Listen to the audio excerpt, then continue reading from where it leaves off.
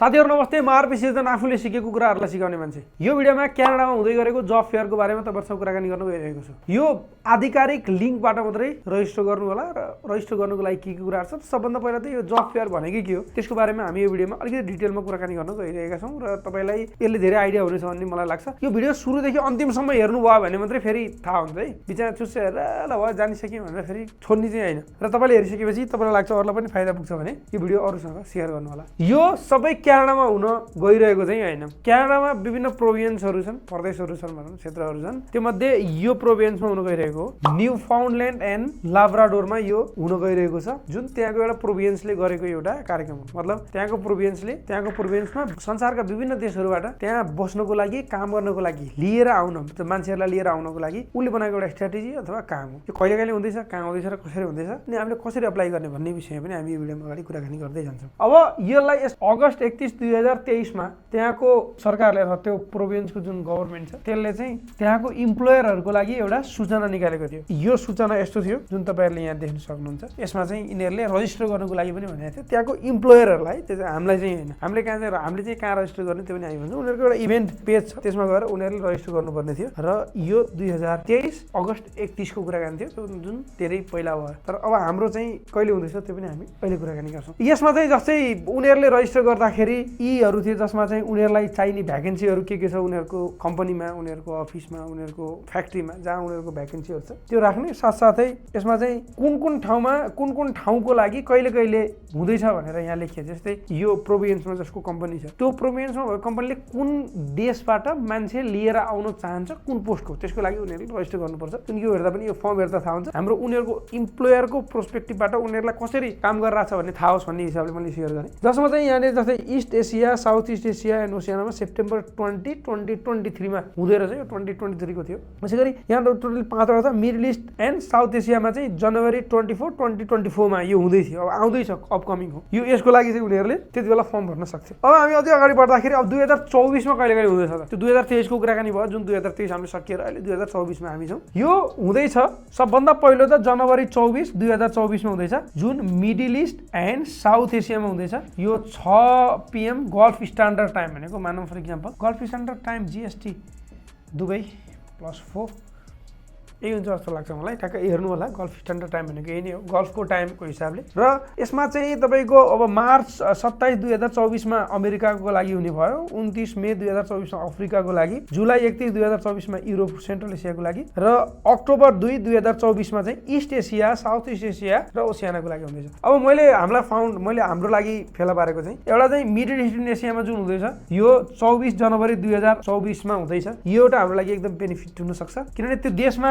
यो त्यो देशको नागरिक र त्यसमा रेसिडेन्स गर्ने मान्छेहरुको लागि पनि हुने भएको हुनाले। अर्को चाहिँ अक्टोबर 2, 2024 मा हुने लागेको, जहाँ चाहिँ east Asia, south east Asia र ओसियानामा यो हुँदैछ। जुन यसमा पनि हाम्रा साथीहरु बस्ने विभिन्न देशहरुबाट, जस्तो कि मलेसियामा बस्ने साथीहरुको लागि चाहिँ यति बेला हामीलाई फाइदाजनक हुन सक्छ, यति बेला र यति बेला कि नेपालको भाव र यति बेला पनि फाइदाजनक हुन सक्छ। त्यहाँनेर कुन देशको नागरिकको लागि मात्रै भन्दा कुन देशमा अथवा कुन देशको लागि फोकस गरिएको हो भन्ने हो। त्यो देशको नागरिक त्यहाँ बस्दै गरेको सबैलाई हामीले मान्न सक्छौं। अब हामी अझै अगाडि बढौं। अब अलिकति हामीले बुझ्नुपर्ने कुरा के छ भने जस्तै middle east and south Asia भने कुन देश हुन्छ अलिकति त्यो पनि बुझौँ। जस्तै मिडल इस्ट र हाम्रो देश चाहिँ तपाईको साउथ एसियामा पर्ने भयो। मिडल इस्ट र साउथ एसियामा अब मिडल इस्टमा त तपाईलाई बहराइन, साइप्रस, इजिप्ट। अब यो चाहिँ ठ्याक्कै यो यहाँनिर हामीले रिसर्च गर्दाखेरि भेटिएको कुरा हो हैन। साइप्रस चाहिँ मैले अहिलेसम्म युरोपतिर होला भन्ने ठान्थे, अब मैले ठान्ने कुरा भएर भएन। यहाँनिर जुन देखिया छ त्यो हिसाबले हेर्दाखेरि चाहिँ Iran, Iraq, Israel, Jordan, Kuwait, Lebanon, Oman, Palestine हैन। अब हाम्रा साथीहरु बस्ने ठाउँ चाहिँ धेरै बहराइन भयो, कतार, साउदी अरेबिया, त्यसपछि आएर UAE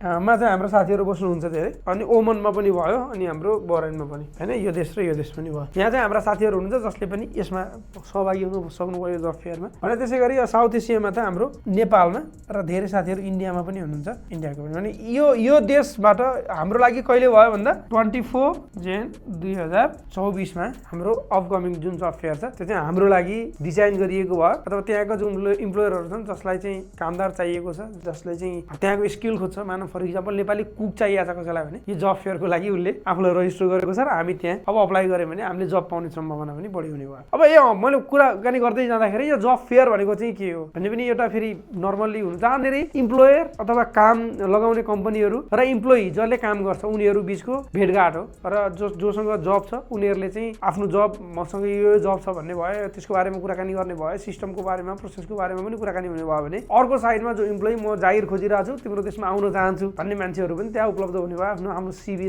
पठाउने भयो आफ्नो डकुमेन्टहरू पठाउने भयो त्यो दुनियाँलाई कनेक्ट हुने भयो यो चाहिँ नर्मली जब फेयर हो जुन जहाँनिर अफलाइनमा विभिन्न देशहरूमा पनि हुने गर्छन् यो चाहिँ अनलाइनमा क्यानाडाको एउटा प्रोभिन्सले गर्न लागेको हो हामीले भन्ने हेर्यौँ अब अझै अगाडि बढ्दाखेरि चाहिँ जुन 2 अक्टोबर 2024 मा हुँदैछ जहाँनिर यो पनि हाम्रा साथीहरूलाई काम लाग्न सक्छ भनेर हामीले राख्यौँ 2024 20 अक्टोबर र सरी 20 अक्टोबरमा 2 अक्टोबर भने यहाँनिर चाहिँ east Asia south east Asia र ओसियानाको लागि यसमा नर्मली हाम्रा साथीहरू जस्तै केही साथीहरू जापानमा काम गर्नुहुन्छ धेरै अर्को साउथ कोरियामा काम गर्नुहुन्छ त्यसपछि अर्को छ मलेसिया अरू कहाँ हुनुहुन्छ हाम्रा साथीहरू अरू अस्ट्रेलियामा पनि होइन यी देशहरूमा चाहिँ हाम्रा साथीहरू हुनुहुन्छ जसले चाहिँ केही सिङ्गापुर पनि हुनु होला हुन त सिङ्गापुर छोडेर क्यानाडा जान्छु भन्ने कतिलाई नलाग्नु पनि सक्ला अस्ट्रेलिया छोडेर जान्छु भन्ने पनि नलाग्नु सक्ला यसले लाग्नु पनि सक्ला मतलब उहाँहरूको लागि फोकस्ड गरेर चाहिँ 20 अक्टोबर 2024 मा फेरि अर्को जब फेयर गरिनेछ जसमा उहाँहरूले पनि सहभागिता जनाउन सक्नुहुनेछ मतलब कुन चाहिँको लागि तपाईँले अप्लाई गर्नुहुन्छ त्यसको लागि अप्लाई गर्ने बेलामै तपाईँको अप्सन हुन्छ त्यहाँ गएर अप्लाई गर्न सक्नुहुन्छ यो चाहिँ 20 अक्टोबरको लागि भयो हाम्रो चाहिँ जनवरीको लागि अब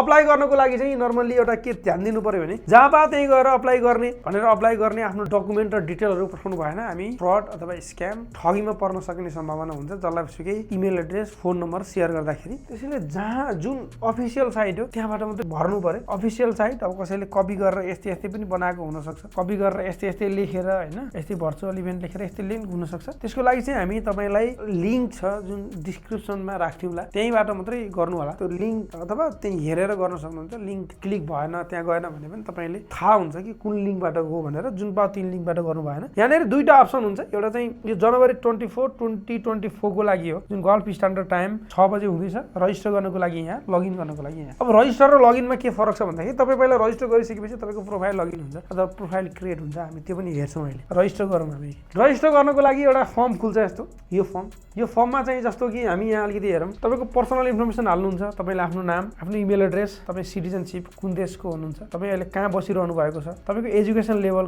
कुन हो त्यसै गरी तपाईँको वर्क एक्सपिरियन्स रातो लागेको जति कम्पलसरी यो हाल्नै पर्ने होइन जहाँनिर यो स्टिकर ला हुन्छ यो चाहिँ कम्पलसरी हाल्नै पर्छ भने स्टिकर नलागेको होला चाहिँ नहाले पनि हुन्छ अथवा केही फरक पर्दैन नलेखे पनि भन्ने हुन्छ उनीहरूलाई तर अब हामी अहिले सबै भर्न सक्यो यो एउटा चिज छ जस्तै हेभ यु टेकन NLCEX भनेको छ यो NLCEX भनेको न्यूफाउन्डल्यान्ड एन्ड लाब्राडोरको एउटा हेल्थ केयरसँग रिलेटेड एउटा वर्ड हो शब्द हो जुन नर्मल्ली साथीहरूले लिनुभएको नहुन सक्छ त्यसैले यसलाई चाहिँ सायद नो नै हुन्छ होला धेरै जस्तो ठाउँहरूमा त्यसपछि तपाईँ नर्मली यसमा नो नै हुन्छ होला त्यसपछि ल्याङ्ग्वेजमा तपाईँ इङ्ग्लिसमा फ्लुएन्ट हुनुहुन्छ यस अर नो भयो अब अर्को कुरा छ तपाईँले यदि तपाईँले इङ्ग्लिस ल्याङ्ग्वेजको कुनै टेस्ट लिनुभएको थियो नो छैन भने छैन यदि लिनुभएको थियो तपाईँ इङ्ग्लिसको फर्स्ट ल्याङ्ग्वेज चाहिँ तपाईँको भने जरुरतै भएन होइन भनेदेखि तपाईँले यस लेख्नुभयो भने त्यहाँ अरू अप्सन आउँछ यो अप्सनमा नर्मली तिनवटा चिज आइएल्स लिनुभएको थियो टोफेल लिनुभएको थियो अथवा CEL PIP लिनुभएको थियो यो CEL PIP भनेको नि क्यानाडाको एउटा इङ्ग्लिस टेस्टवाला सिस्टम हो जसलाई चाहिँ Canadian English language proficiency index program भन्दो रहेछ यो चाहिँ यो मध्ये कुनै एउटा थियो भने यसमा स्कोर कति ल्याउनु भएको थियो त्यो लेख्न सक्नुहुन्छ अब यसमा नो लेखिदिनु भयो यो त हाम्रो नर्मली हुँदैन नै फर्स्ट ल्याङ्ग्वेज हाम्रो होइन नो लेख्नु भयो भने यो परेन अब तपाईँको जे हो त्यही लेख्नु भएको छ नि तपाईँ फ्रेन्चमा फ्लुएन्ट हुनुहुन्छ यस अर नो फ्रेन्चको कुनै लिनुभएको थियो भने के लिनुभएको थियो तपाईँ फ्रेन्चको यो चिजहरू छ होइन फ्रेन्चको लिनुभएको थियो भने अब अर्को एउटा छ तपाईँले पोस्ट